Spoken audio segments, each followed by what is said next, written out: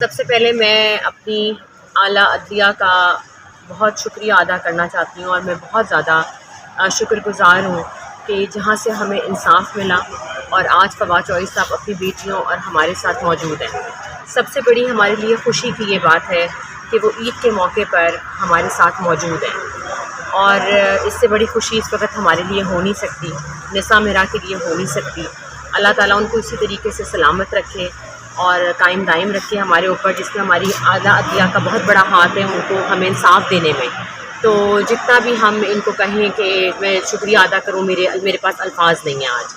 और रह चौधरी साहब की बात, वो बिल्कुल माशाल्लाह से ठीक हैं, हील कर रहे हैं, बेटियों के साथ वक्त गुजार रहे हैं, घर पे हैं। और बाकी जितनी भी उनकी केसेस के हवाले से मैं बात करूँ, जो हमें प्रोटेक्टिव बेल यहाँ से मिली है, वो हमारी कैसर इमाम साहब जो उनके वकील हैं उनके साथ उनकी गुफ्तगू हुई है और उसका कानूनी जो भी हमारी राय है उनकी, उसके मुताबिक हम उनको वो लेके चलेंगे और अपनी बेल्स कराएंगे या जो भी कानूनी माहिरीन हमारे कहते हैं उसके हिसाब से वो उसके मुताबिक हम फिर चलेंगे। हम इसी मुल्क में मौजूद हैं, हम कहीं मुल्क छोड़ के नहीं जा रहे, वो भी इधर ही हैं और इंशाल्लाह अपना वो लायम भी पॉलिटिक्स के हवाले से बताएंगे कुछ अरसे तक कि क्या है आगे उन्होंने क्या करना है और क्या उनकी स्ट्रैटेजी होगी।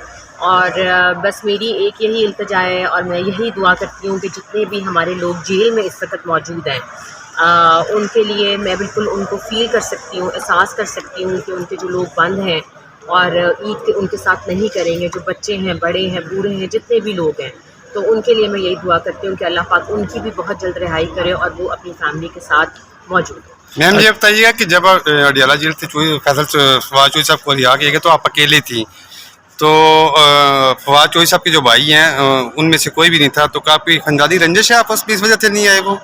नहीं, उनके एक भाई तो मौजूद थे, फराज वहाँ पे, और उनके कज़न भी मौजूद थे, लेकिन फैसल साहब नहीं थे वहाँ पे मौजूद ना।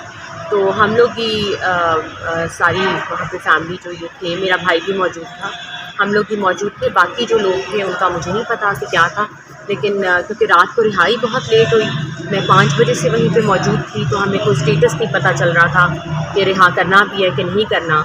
तो उनको 12 बजने में कोई 5 मिनट पहले या 10 मिनट पहले रिहा किया गया। तो चलें, ऑल एंड्स वेल, जो भी हुआ अल्लाह ताला ने खैर आफियत से घर लाए हैं और इंशाल्लाह फिर ईद के बाद जो भी है स्ट्रैटेजी वो आपको बताएंगे। अच्छा मैम, ये बताइएगा कि क्या फवाद चौधरी साहब का अभी भी झुकाव है पीटीआई वाली साइड पे या कोई और पार्टी ज्वाइन करेंगे? मैं इसके ऊपर तो देखिए अभी कुछ नहीं कह सकती हूँ कि क्या है, क्योंकि आपको पता है कि अभी जो हालात हैं, मेरे ख्याल से उनको कुछ वक्त दीजिए। 6 महीने 5 महीने जेल में रहने के बाद इंसान मेंटली आइसोलेशन में रहने के बाद इंसान थोड़ा सा मेरे ख्याल से तो हिलता है। तो लेट्स सी, जो भी है वो डिसाइड करके आपको ज़रूर बताएंगे। पीटीआई से किसी ने चौधरी साहब से रब्ता किया वापस आने के लिए, क्योंकि बातचीत हुई है पीटीआई आई ऑफिशियल से? बयान आया था, आपने सुना होगा 2 दिन पहले, जितनी भी मीडिया लोगों की मुलाकात हुई है, तो खान साहब को इस चीज़ का एहसास है कि क्या हुआ है और कैसे हुआ है।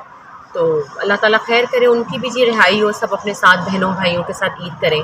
तो मैंने जैसे कि आपको कहा कि वो आएंगे तो फिर इंशाल्लाह आप ज़रूर अपनी साइड। अच्छा मैम, एक और चीज़ बताइएगा, वो किरदार अदा नहीं किया, मैं फैसल चौधरी साहब की बात कर रहा हूँ, और दूसरा मैं ये भी बात कर रहा हूँ कि वो गाए बगाए, मतलब उनका रूड बिहेवियर रहा है, मेरे साथ बदतमीज़ी की, मीडिया वाले लोगों के साथ बदतमीज़ी करते रहे, क्या ये चीज़ें फवाद चौधरी साहब के इल्म में हैं?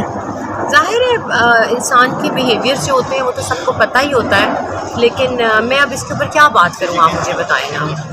मैं तो इसको बात करना भी पसंद नहीं करती इस बात के ऊपर कि उनका क्या बिहेवियर है, वो सबको ही पता है, आपको मालूम है। तो आपको ये लगता नहीं है कि फवाद चौधरी साहब के लिए उस टाइम भी नुकसानदेह हो सकता था? मतलब कुछ भी नुकसानदेह हुआ तो हमने वकील फिर बदल लिया ना अपना। तो आज मैम हाई कोर्ट में जो आप आई हैं, वो मेरी बायोमेट्रिक्स थी यहाँ पे ना, उस दिन वो बायोमेट्रिक्स नहीं हो सकी, तो उस हवाले से मैं यहाँ पे आई हूँ। बाकी आप लोगों को ईद मुबारक हो जी, फिर इंशाल्लाह मुलाकात होगी। Thank you.